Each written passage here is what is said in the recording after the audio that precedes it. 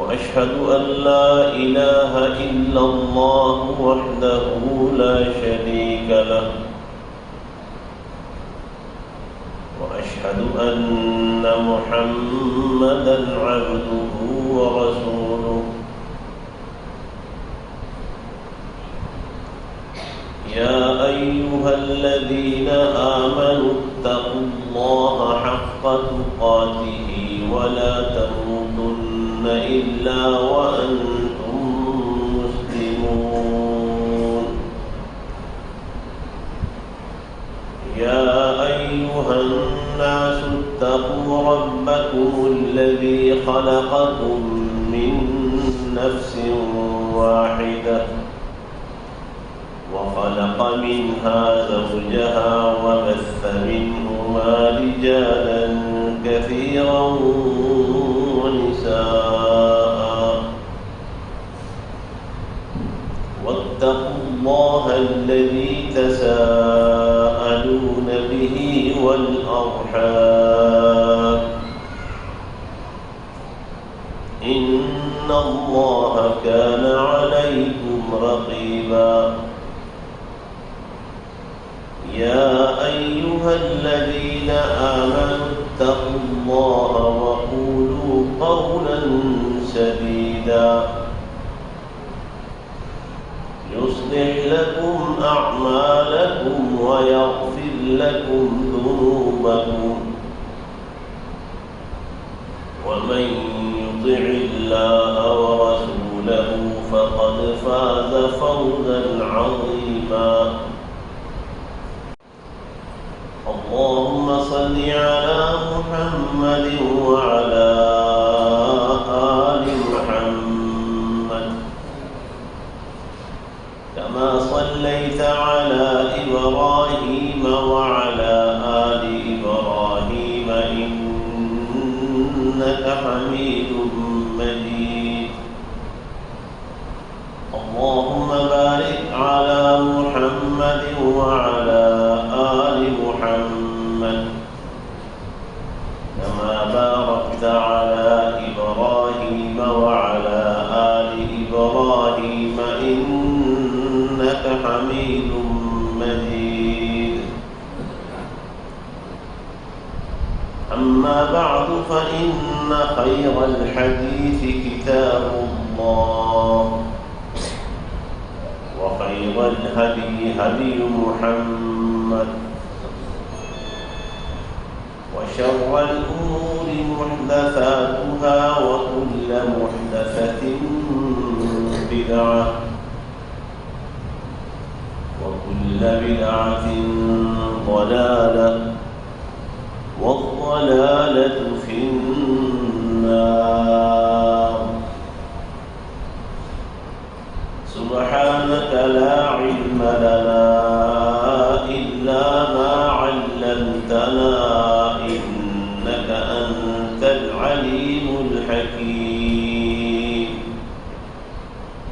اللهم انفعنا بما علمتنا وعلمنا ما ينفعنا وزدنا علما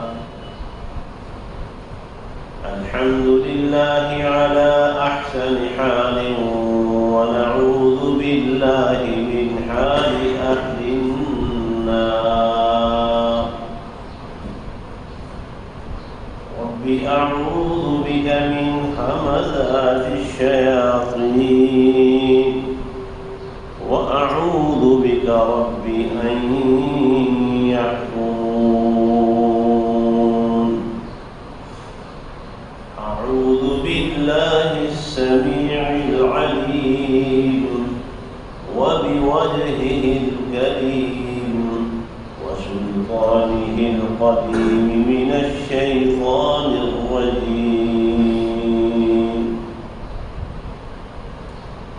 إنما المؤمنون الذين آمنوا بالله ورسوله ثم لم يرتابوا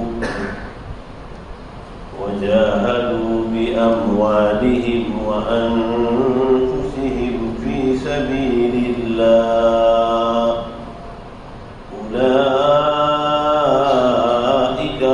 الصادقون.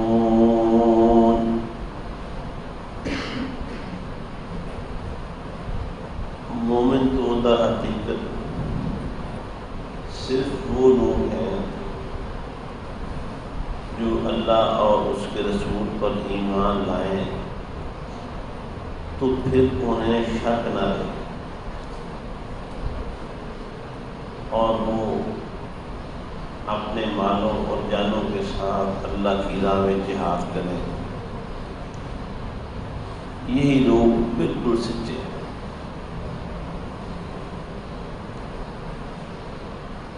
ایمان کی خصوصیات، علامات وغیرہ قرآن میں جگہ جگہ بیان ہوئی ہیں. یہ سورۃ الحجرات کی ایک آیت ہے جس میں بات کا آغاز انما کے لفظ کے ساتھ ہوا ہے اور انما کا مطلب ہے جس طرح کوئی لکھی ہوئی تحریر ہو نا، کوئی اس پہ کسی لفظ کے گرد ایک دائرہ لگا دیا جاتا ہے، سرکل، اسے خاص کرنے اور نمایاں کرنے کے.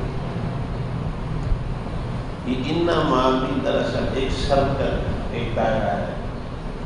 اس کو عربی زبان میں، عربی لغت میں اسے کلمہ حصر ہے. دائرہ لگا کے کسی چیز کو مخصوص کرنے، نمایاں کر دینا، واضح کر دینا.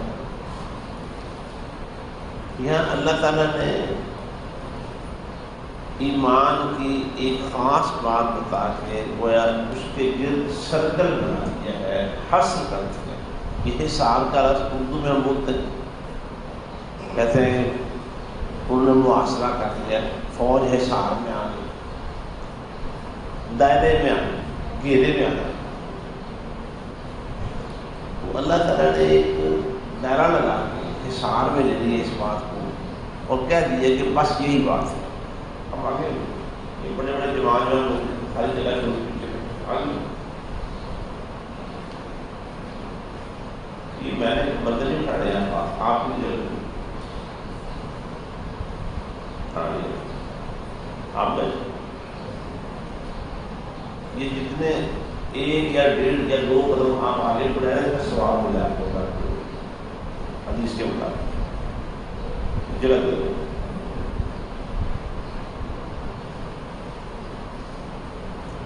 اللہ تعالیٰ نے دائرہ لگا دیا کہ مومن تو صرف وہ لوگ کہتے ہیں جو اللہ اور اس کے رسول پر ایمان لائیں. تو پھر ان کی کیفیت کیا ہونی چاہیے؟ ثم لم يرتابوا، پھر انہیں اللہ اور اس کے رسول کی کسی بات میں کوئی شک نہ ہو. جب بندہ شک نہیں ہوگا وہ بات نہیں مانے، اس پر عمل نہیں کرے. اور آپ کیا کریں؟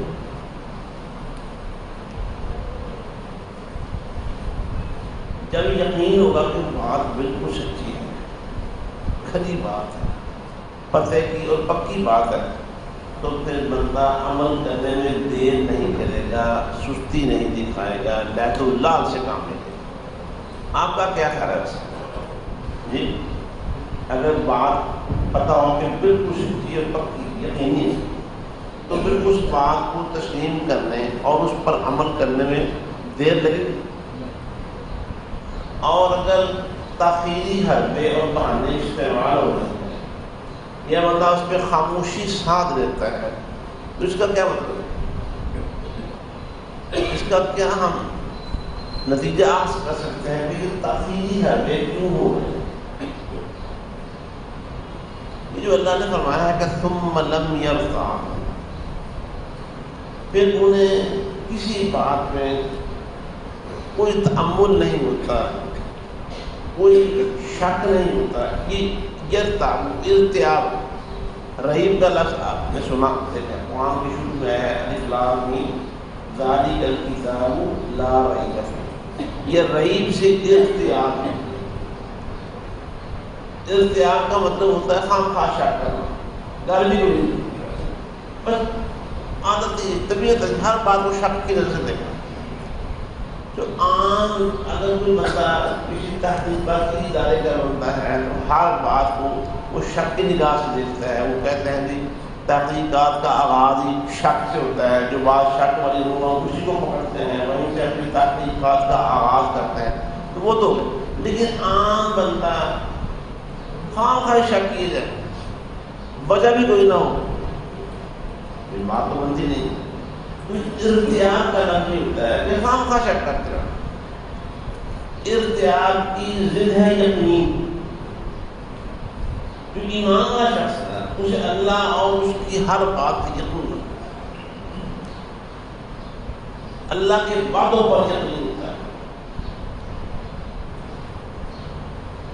کئی قصے قرآن میں اللہ نے بیان کیے جہاں سے یہ ایمان, اس کے ساتھ جو یقین ہے اور اس کی ضد ارتیاب ہے, شک ہے, وہ واضح ہو جاتے ہیں. اللہ تعالیٰ نے موسیٰ علیہ السلام کو پیدا کیا, ان کی ماں اپنے بیٹے پر ڈر رہی تھی. اللہ تعالیٰ نے اس کے دل میں ایک تدبیر ڈالی کہ جب پتہ چلتا کہ یہاں پولیس آ کے چھاپا مارنے والی ہے, اپنے بیٹے کے لیے ایک صندوقچہ بنایا ہوا تھا بڑا اچھا, اس میں ڈال کے وہ صندوقچہ دریا میں چھوڑا ہوا تھا, سمندر میں, دریا نیل یا جو دریا وہاں اس میں چھوڑا ہوا تھا.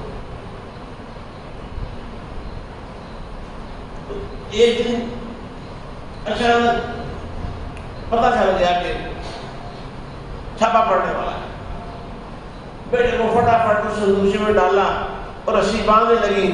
افراتفری میں رسی نہ باندھ سکی, رسی چھوٹ گئی اور موسیٰ علیہ السلام وہ دریا میں بہہ گئے, وہ صندوق سے جا رہا. اللہ فرماتا ہے کہ ہاں اگر ہم اس کے دل کو مضبوطی سے باندھتے نا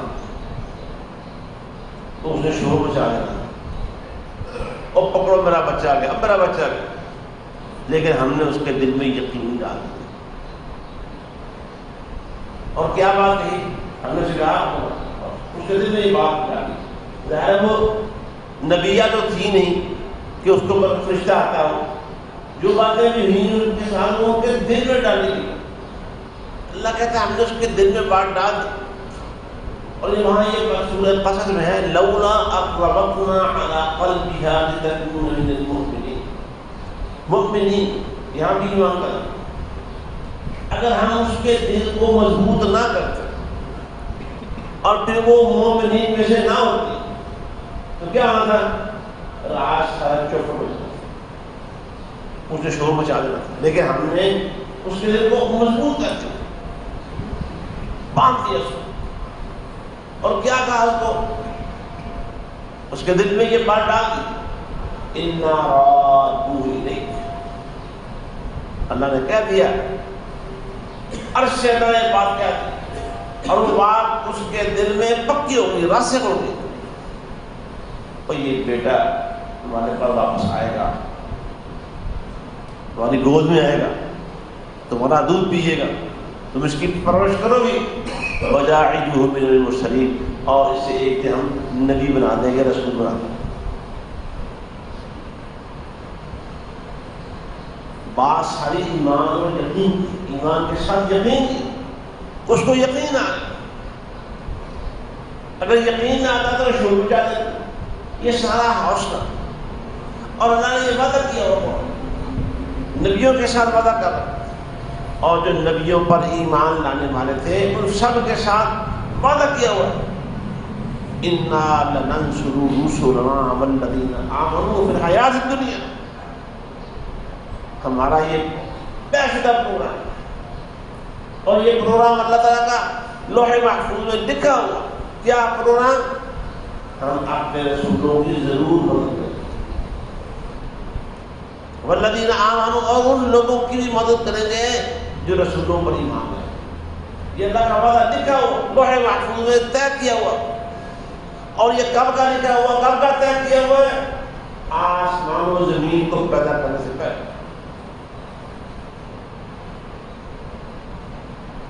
اچھا، اللہ تعالیٰ ایمان والوں کی مدد کرے گا، رسولوں کی مدد کرے گا، یہ وعدہ ہے نا۔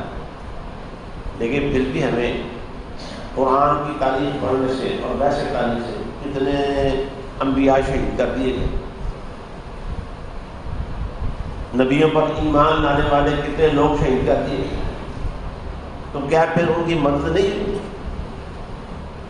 مدد ہوئی ہے۔ اللہ تعالیٰ نے ایک تو نبیوں کو ایک زائد فضیلت دے دی کہ وہ شہید بھی ہو۔ نبی تو وہ تھے، ان کا مرتبہ نبی ہونے کی وجہ سے اللہ کے ہاں وہ طے تھا، لیکن ساتھ اللہ نے ان کو شہادت کا مرتبہ بھی دے دیا۔ مومن تو وہ تھے ان کے ساتھ ہی، اللہ نے ان کو شہادت پہ فائز کر دیا۔ اصل نقصان کیا تھا؟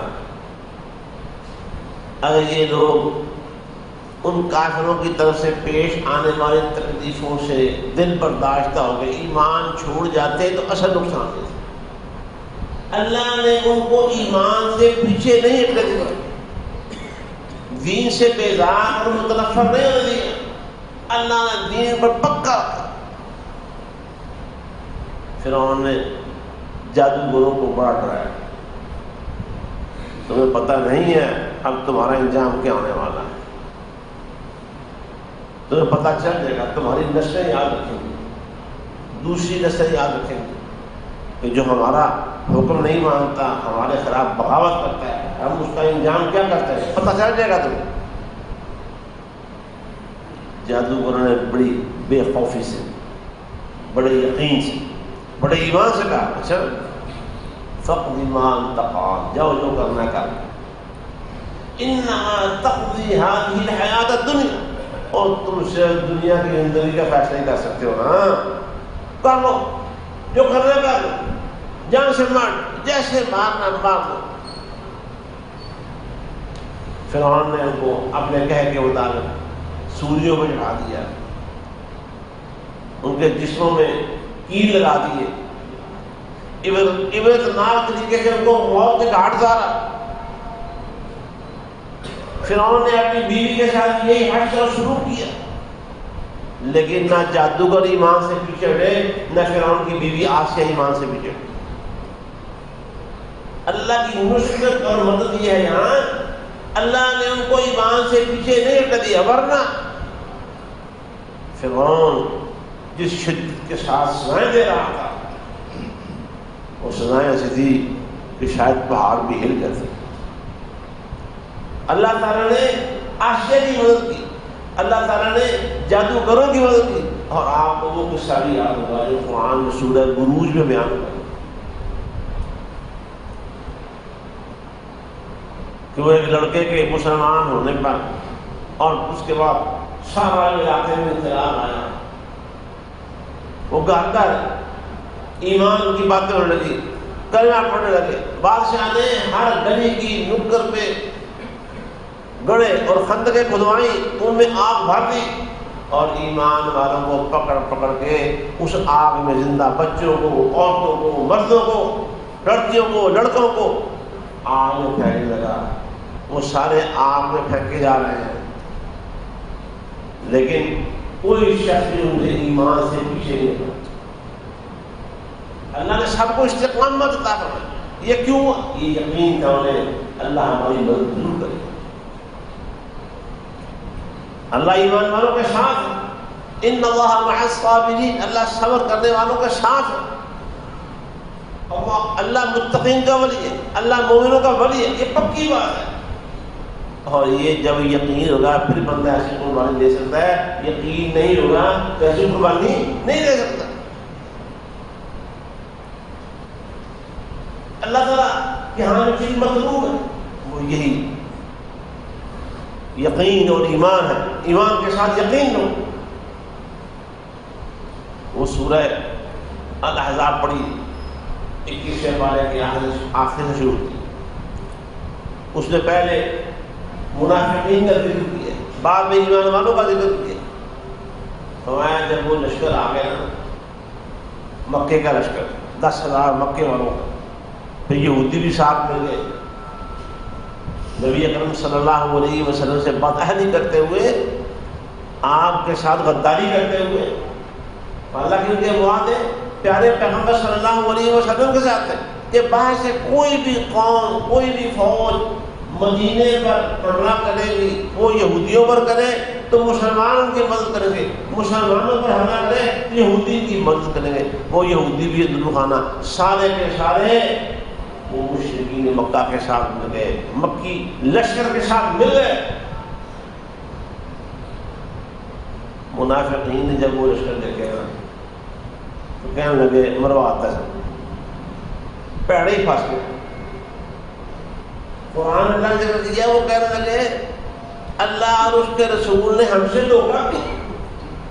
وہ ہمیں کہتے رہے کہ اللہ کی مدد آئے گی، ہم جیتیں گے، ہم فارس کو فتح کر لیں گے، ہم روم و ایران کو یہ فتح ہے. یہ صورت حال ہے کہ بندہ ڈرتے ہوئے گھر سے بہانہ پیشاب کے لیے کہیں نہیں کر سکتا.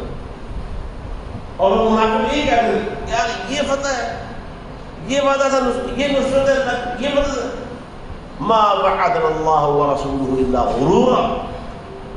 صاحب نے کہا اللہ اور اس کے رسول نے ہمیں خوب دھوکہ دیا. اللہ عجیب پر جانتی سے اور بے ایمانی سے محفوظ فرمائے.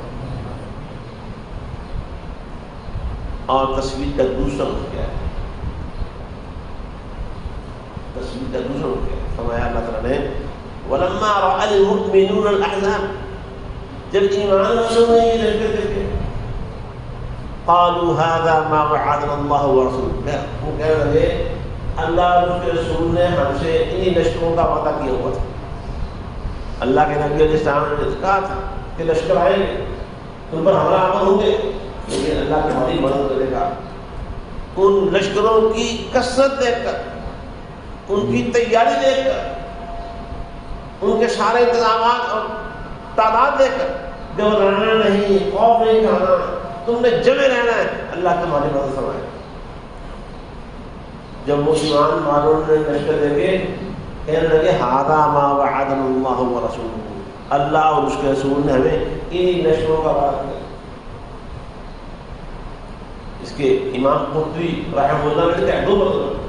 ایک تو وہ دوسرے پارے میں سورہ بقرہ میں آیت ہے کہ جنت میں تم نے بہت سمجھا ہوا تھا کہ جانا آسان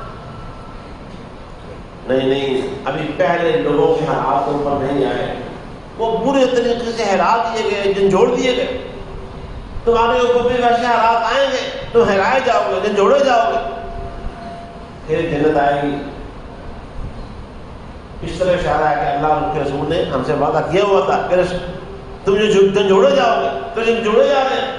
جیسے قرآن میں کہا وَذُلْزِلُوا زِلزَالًا شَدِيدًا.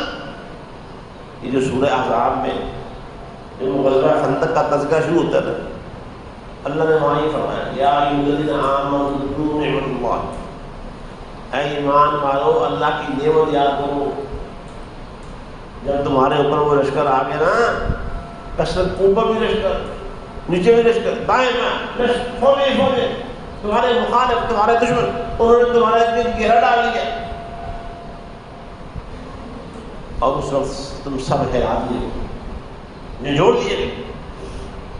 تو صحابہ کرام نے وہ سورہ بقرہ کی آیت کے حوالہ دیا، یا یہ کہ غزوہ شروع ہونے سے پہلے نبی علیہ السلام نے صحابہ کرام کو کہہ دیا تھا کہ بڑے بھاری لشکر اکٹھے ہو کے مدینہ کے گرد جمع ہو رہے ہیں.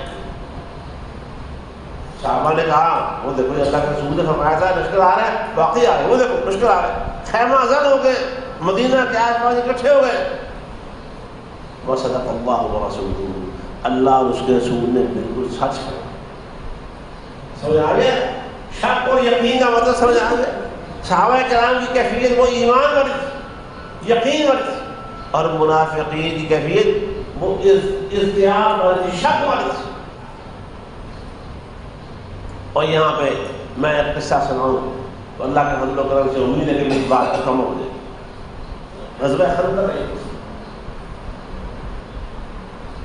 اور روایت میں یہ بھی آتا ہے کہ اللہ کے رسول صلی اللہ علیہ وسلم آئے اور صحابہ کرام کی اس وقت جو لڑنے والے لوگ تھے نا، جو مدینے میں جمع تھے، ان کی تعداد کتنی تھی؟ 300 کے علاقے بھی لڑنے والے جی بہادر جوان فوجی، وہ 300 یا کچھ اور یا 300 کا اور 10,000 کا مقابلہ طے ہے. 300 اور 10,000 بلکہ 10,000 نہیں، وہ 12,000 ہو چکے.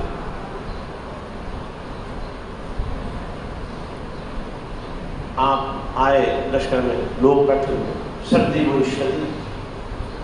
آپ نے کہا بھی تم میں سے کون جائے گا جا کے وہ لشکر کی خبر لے کے آئے کہ وہ اس وقت کیا کرتا. خوف اتنا زیادہ تھا اور ٹھنڈ اس قدر شدید تھی کہ کسی نے نہیں کہا. وہ سب اکٹھے ہو گئے، سکڑ کے بیٹھے زمین کے ساتھ لگے. میں نے ایک روایت میں پڑھا تھا کہ نبی علیہ السلام نے کوئی جواب نہ سنا تو نماز شروع کر. نماز پڑھتے رہے، لوگ بیٹھے رہے. اسلام پھیلنے کے بعد پھر کھڑے ہو کے آپ نے کہا ہاں بھائی کوئی لشکر کی خبر لے کے آئے گا.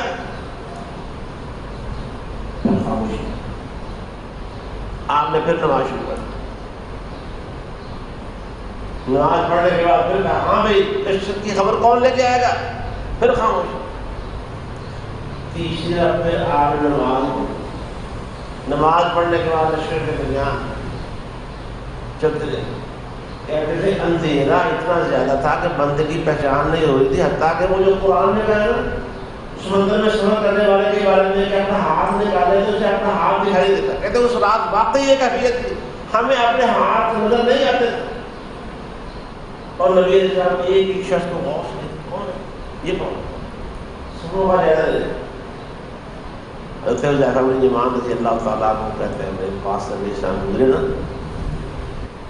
تو سردی بہت زیادہ تھی، خوف پڑا. یہ کون ہے؟ جی میں حضرت بن یمان. نبی علیہ السلام میں کھڑے ہو حذیفہ کھڑے کھڑا ہو گیا اور سردی پہلے ہی لگ رہی تھی. اب آپ نے جب کھڑا کر دیا نا تو سردی بھی شاید بڑھ گئی. کہتے میرے پاس اوپر اوڑھنے کے لیے کمبل بھی کوئی نہیں تھی اور دشمن سے بچنے کے لیے ذرا بھی کوئی نہیں تھی. ایک چھوٹی سی چادر داغ سے نکلتے ہوئے مجھے میری بیوی نے دی تھی جو صرف پلوں تک آتی. نبی علیہ السلام نے کہا چلو حذیفہ جاؤ جا کے خبر لے کے آؤ. لشکر کیا کر چھڑکھانی ہے، خاموشی کے ساتھ صرف جاسوسی کر کے آنی ہے اور آگے خبر. نبی علیہ السلام نے راستے میں کسی شخص سے کوئی بات نہیں کرنی، نہ جاتے نہ آتے ہوئے. جب خبر لینی ہے آگے سیدھے میرے پاس مجھے بات بتانی ہے، کسی اور سے کوئی بات نہیں. اللہ کے رسول صلی اللہ علیہ وسلم نے دعا کر دی اللہ اپنے اس بندے کی حفاظت فرما، سامنے سے بھی، پیچھے سے بھی، دائیں سے بھی، بائیں سے بھی، اس کی پوری حفاظت فرما. کہتے جب آپ نے یہ دعا کی نا اسی وقت وہ پیٹ میں خوف کی وجہ سے کچھ ہو رہا تھا، مروڑ. کہتے وہ سارے مروڑ بند. وہ پیٹ کا رس بولا صاحب جی، کہتے میرے پیٹ سے خوف نکل گیا، سردی کے سارے آثار ختم ہو گئے. اور کہتے ہیں جب میں گیا تو معاملہ ہو گیا مہم کا تو مجھے ایسے لگ رہا تھا جیسے میرے غذا کو تنور ہے، تنور. سردی ختم، حرارت کا احساس، وہ احساس لے کر میں گیا اور وہاں باتیں تھے ابو سفیان کو دیکھا رضی اللہ تعالیٰ عنہ سے یہ کہیں گے کہ بعد میں وہ مسلمان ہو گئے تھے. وہ بیٹھے ہوئے اور آگ کا آواز آیا ہوا. کہتے ہیں وہاں بیٹھا تھا مجھے آگ کے الاؤ کی حرارت بھی محسوس، لیکن کسی نے مجھے دیکھا ہی نہیں. بات ہو گئی یار واپس پڑ چلیے، آپس سے باتیں کر. کہتے ہیں اتنی تیز آگ ان کے خیمے اکھڑ رہے تھے، ریت اڑ اڑ کے حتیٰ کے چھوٹے موٹے پتھر بھی اڑ اڑ کے جا کے ان کو لگ رہے تھے. کہتے ہیں یار نکل چلے، جنگ کی حالات میں جنگ نہیں ہو سکتی، نکلے واپس. اور وہاں سے نکل کھڑے ہوئے، اعلان ہو گیا چلو بھائی نکل چلو واپس، مکے کی راہ لو، جنگ کیسے ہو گئی. یہ حالات وہاں پڑے ہوئے تھے. میں نے واپس آ کے دیکھا تو اللہ کے رسول صلی اللہ علیہ وسلم نماز پڑھ رہے تھے. اور کہتے ہیں جب میں واپس مہم پوری کر کے آ گیا نا تو پھر سردی لگنی شروع ہوئی. جب تک میں مہم پر آیا اللہ کے رسول صلی اللہ علیہ وسلم کی دعا میرے ساتھ رہی. اب یہ بات جو نبی علیہ السلام نے ان سے کہی تھی، فرمائی تھی کہ اے حذیفہ تمہیں کوئی تکلیف نہیں پہنچے، تمہیں وہاں سے کسی قسم کے خوف رکھنے کی ضرورت نہیں ہے. اور وہ جا کے شہزادی واپس آئے، بھائی مجھے بتائیں یقین کے بغیر یہ مہم ساتھ کی جا سکتی؟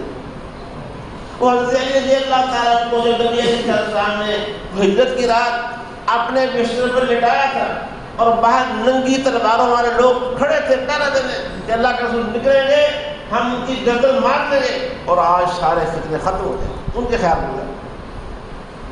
اور ایسا آپ نے حضرت علی رضی اللہ تعالیٰ کو وہاں لٹانا اور ان کا لیٹ جانا، وہ یار ایمان و یقین کے بغیر ممکن تھا؟ ایمان و یقین کے ساتھ تو ہمارا مومن ہوتے ہی وہ ہیں جنہیں اللہ اور اس کے رسول کی باتوں پر یقین ہوتا ہے. اور میں پہلے عرض کر چکا ہوں، وہ سے بھی فرمان آ جائے، کوئی قرآن کی آیت پڑھ لے، کوئی حدیث رسول اللہ صلی اللہ علیہ وسلم کی آپ پڑھ لے، اور اس کے بعد عربی زبان میں لفظ آتا ہے صوفہ. صوفہ کا مطلب ہوتا ہے ابھی کروں گا ابھی کروں. اس سے ایک باب تفریق کا ایک لفظ ہوتا ہے تصویف، یعنی لا تو اللہ سے کام کر رہے ہیں، اچھا انہیں کر لیں پھر کر، اچھا پوری بڑی زندگی بڑا ٹائم پہ کر لیں کئی کام. داڑھی رکھنے کے بارے میں کی لوگ ایسے کہتے ہیں بڑی بڑی قوم، کہتے ہیں ایک اور شادی بھی ہوئی، ایک پرانی بات ہے بس اس جگہ ابھی تو میری شادی بھی نہیں. داڑھی رکھنے کے معاملے اور اس کے علاوہ دیگر بہت سارے معاملات ہیں، مگر تصویف کا شکار ہوتا ہے، شیطان اسے اس کیفیت کا شکار کر دیتا ہے. اچھا کرنا ہے یار کوئی نہیں، اللہ معاف کرنا ہے، اور بڑی بڑی دیر پہ بڑا ٹائم پڑا ہو. یہ ساری باتیں شیطان کی طرف سے. فرمایا مومن ہم کہتے ہیں پورے مومن وہ ہیں جو اللہ اور اس کے رسول پر ایمان لائیں، پھر انہیں کوئی شک نہ رہے، اور جب اللہ کے راستے میں جہاد کی بات ہے تو اپنے مال اور جانیں اللہ کے پیش کر دیں کہ اللہ کے راستے میں اللہ کے رسول کی سنت کی خاطر، اللہ کے رسول صلی اللہ علیہ وسلم کے دین کی خاطر میری جان بھی حاضر ہے، میرا مال بھی حاضر ہے. اللہ ان کے بارے میں کہتے ہیں اولئک هم الصادقون، یہ سچے لوگ ہیں. اللہ ہم بھی سچوں میں شامل فرمائے. اللہ ہمیں ایمان کی جو اعلیٰ صفت ہے یقین، اللہ ہمیں نصیب فرمائے، اور جو نفاق والی صفت ارتیاب شک، اللہ اسے بچائے رحمت فرمائے. وآخر دعوانا الحمد للہ رب العالمین.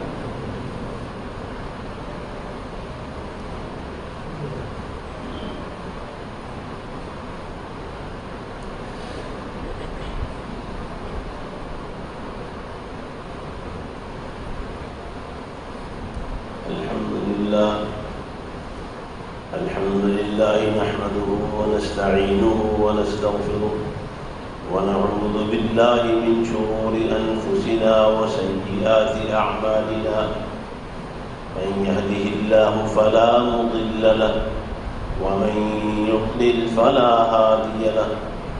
وأشهد أن لا إله إلا الله وحده لا شريك له وأشهد أن محمدا عبده ورسوله.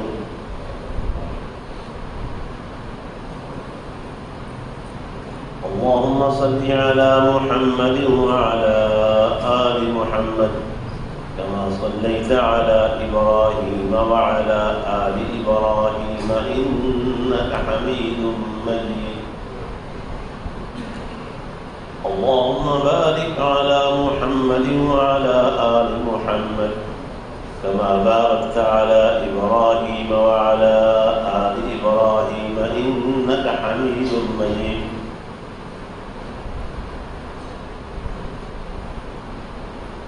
علم کی ہر بات اللہ کی بڑی عظیم نعمت ہوتی ہے.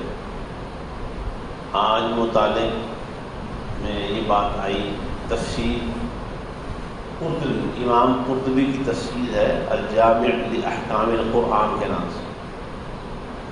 سورہ بقرہ کی ایک آیت ہے، اس کی تفسیر کے حوالے سے یہ بات آئی. امام حسن بصری کی بات رحمہ اللہ تعالی. امام حسن بصری یہ تابعی ہیں، اور تابعین کا دور آپ اندازہ لگائیں کتنا پرانا دور ہے.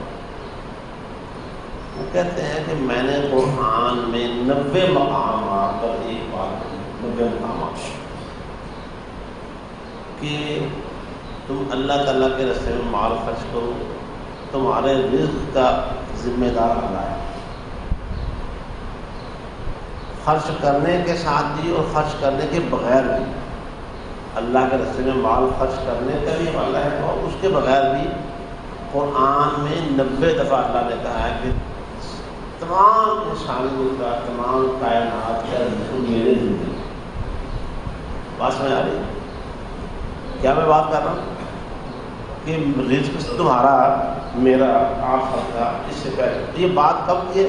وہ کم از کم 13 ساڑھے 13 صدیاں پرانی بات ہے۔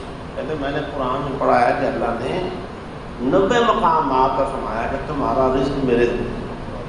اس میں کبھی تو حوالہ اللہ کے راستے میں خرچ کرنے کا ہے کہ اللہ کے راہ میں خرچ کرو، اور جیسے 21ویں پارے کے آغاز میں جو دعوت دینے والے لوگ ہیں میرے جیسے، مولوی کہہ لیں، مولوی بھی کوئی برا لفظ نہیں ہے، ویسے آج کل مولوی کا لفظ گالی بات ہے، عالم کا لفظ کہتے ہیں بھی بڑا عالم ہو، علامہ ہو، ورنہ کبھی ملا ہوتا تھا بڑے احترام کا لفظ، اور مولوی بھی ہوتا تھا بڑے احترام کا لفظ۔ انگریز نے سازش کر کے اس کو دونوں لفظوں کو گالی بنا دی۔ اب کئی دفعہ ہوا ہے جو نوجوانوں ہیں وہ اس کا برا مانتے ہیں کہ مجھے مولوی کیوں کہا ہے، ہم مولوی نہیں ہے۔ خیر ان مولویوں کو، علماء کو، ملاؤں کو اللہ نے فرمایا ہے کہ دعوت دینے کے معاملے میں نا رزق کے مسائل پیدا ہوتے ہیں۔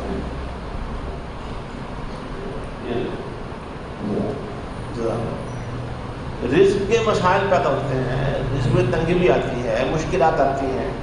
اللہ نے وہاں فرمایا ہے دیکھو وَكَأَيٍّ مِّن دَابَّةٍ لَا تَحْمِلُ رِزْقَهَا، کوئی جاندار بھی اپنا رزق اپنے کندھوں پہ اٹھائے ہوئے نہیں، بھی اس کا اپنا رزق نہیں، اللہ یرزقها وَإِيَّاكُمْ، اس کو بھی اللہ ہی رزق دیتا ہے اور تمہیں بھی اللہ ہی رزق دیتا ہے۔ وہ رزق کسی شخص کے ذمہ نہیں، جیسے قرآن میں سورۃ ذاریات میں فرمایا مَا أُرِيدُ مِنْهُم مِّن رِزْقٍ وَمَا أُرِيدُ أَن يُطْعِمُونِ، میں لوگوں سے رزق کا مطالبہ نہیں کرتا کہ تمہارا رزق تمہارے ذمہ ہے، یہ مطالبہ نہیں کرتا اللہ کا۔ وَمَا أُرِيدُ أَن يُطْعِمُونِ، اور نہ میرا یہ مطالبہ ہے کہ لا کے مجھے کھلاؤ، میں تو کھاتا ہی نہیں، اللہ تو کھاتا ہی نہیں، کھانے سے بھی نہیں آتا۔ تو قرآن میں 90 مقامات پر کہ رزق کس کے ذمہ ہے؟ اللہ کے۔ یہ دوڑ دھوپ کرتے ہیں، آپ کرتے ہیں، میں کرتا ہوں، سب کرتے ہیں، یہ الگ ہے، لیکن یہ رزق ہے کس کے ذمہ؟ آپ کے ذمہ ہے۔ آپ کی اولاد کا رزق آپ کے ذمہ ہے، میرے ذمہ میری اولاد کا رزق نہیں۔ رزق دیتا کون ہے؟ اللہ۔ اور اس نے بندوبست کر رکھا پیدا ہونے سے پہلے، میرے پیدا ہونے سے پہلے میرے رزق کا بندوبست کر رکھا ہے، میری اولاد بچوں کے پیدا ہونے سے پہلے اللہ نے ان کا رزق کا بندوبست کر رکھا ہے۔ اور یہ بات یہ صرف قرآن کی بات کی ہے، ابھی بھی حدیث سے حوالہ نہیں دے رہا، حدیث سے بھی سینکڑوں موجود، قرآن میں 90 مقامات ہیں۔ اللہ کا وعدہ ہے کہ رزق میرے ذمہ ہے۔ اور شیطان کی ایک جھوٹی بات جو شیطان مسئلے ڈالنا یا تیرے بچے چھوٹی نہیں کرے گا، یہ جو مسئلہ یہ شیطان کی بات ہے، فرمایا یہ شیطان کی جھوٹی بات ایک ہے سے وہ سورہ بقرہ اسی آیت کے حوالے سے امام قرطبی نے یہ بات بتا رہا ہے، الشیطان یعدکم الفقر، پیٹرول 450 روپئے ہو گئے، مہنگائی بہت زیادہ ہے، مکان میں کرایہ بھی دینا ہے، فلاں بھی۔ اچھا جتنا بڑا صاحب شہید ہوگا میں نے دیکھا ہے، مشاہدہ ہے، میں حکم نہیں کہا، مشاہدہ ہے، بعض اوقات شیطان اس کو اتنا زیادہ ڈراتا ہے۔ تو امام حسن بصری کہتے ہیں بندوں کو اللہ تعالیٰ کی سچی بات جو قرآن میں 90 جگہ فرمائی ہے اس کا یقین نہیں ہے، وہ شیطان کی جو ایک بات ایک جگہ فرمائی ہے بندوں کو اس کا بات یقین کی ہوتی ہے۔ ایمان اور یقین یہ دو لازم و مطلوب چیزیں، جب ایمان ہوگا تو یقین بھی ہوگا، اور اگر یقین نہیں ہے تو پھر اس کا مطلب ہے کہ اس میں ارتیاب آ گیا، نفاق والی صفت آ گئی، ایمان کے باوجود نفاق والی صفت آ گئی ہے، کیا؟ اللہ کی باتوں کو یقین۔ اور بھائیوں مجھے نہ معاف کرے، آپ کو معاف کرے، ہم سب کو معاف کرے، دعا کریں اللہ ہم سب کو معاف کرے۔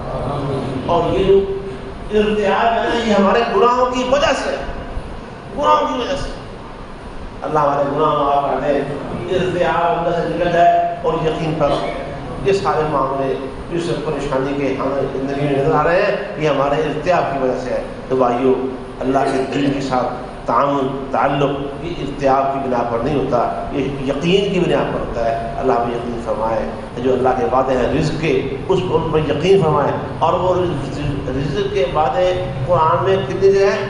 90 مقامات پر ہے، اور اس یقین کو شامل رکھتے ہوئے مسجد مدرسے کے معاملات میں تعاون اللہ جاری رکھنے کی توفیق عطا فرمائے۔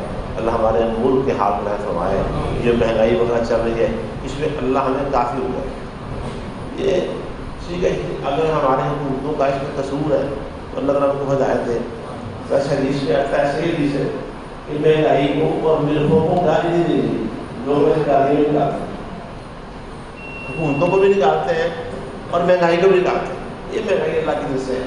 جب بھی کوئی ایسی بات سنے تو کہا کرے میرے خیال کے مطابق میری تجویز ہے حسبنا اللہ و نعم الوکیل۔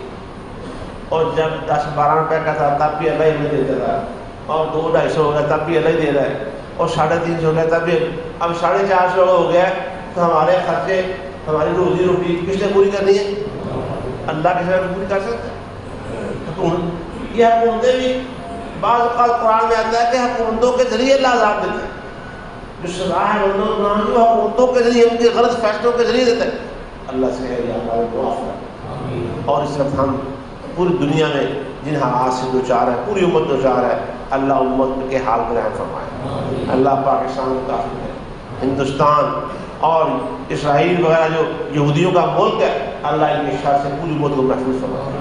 اور جو ہمارے گناہوں اور غلطیوں کی وجہ سے، غلط فیصلوں کی وجہ سے یہ ہمارے اوپر مسلط ہو رہے ہیں، ہمارے گرد ہمارے سروں پر وہ خطرات کے بادل منڈلا رہے ہیں، اللہ ہمارے گناہ معاف کر دے، اللہ ہمارے ملک کو کافی ہو جائے، سعودی عرب کو کافی ہو جائے، پاکستان کو کافی ہو جائے، پوری امت مسلمہ کو اللہ کافی ہو جائے۔ اللہ ہمارے حال میں رحم فرمائے۔ ربنا ظلمنا انفسنا وان لم تغفر لنا وترحمنا لنكونن من الخاسرین۔ اور جو ملک کے اندر اور ملک سے باہر جو منافقین ہیں اور جو لوگ ہمارے امت مسلمہ کو نقصان پہنچانے والے ہیں، نقصان پہنچانے کے لیے ادھار کھائے بیٹھے، اللہ کے شر سے ہمیں کافی ہو جائے۔ ربنا لا تؤاخذنا ان نسینا او اخطأنا ربنا ولا تحمل علينا اصرا كما حملته على الذين من قبلنا ربنا ولا تحملنا ما لا طاقة لنا به واعف عنا واغفر لنا وارحمنا انت مولانا فانصرنا على القوم الكافرين۔ اللهم احفظنا بما تحفظ به عبادك الصالحين۔ سبحان ربك رب العزة عما يصفون وسلام على المرسلين۔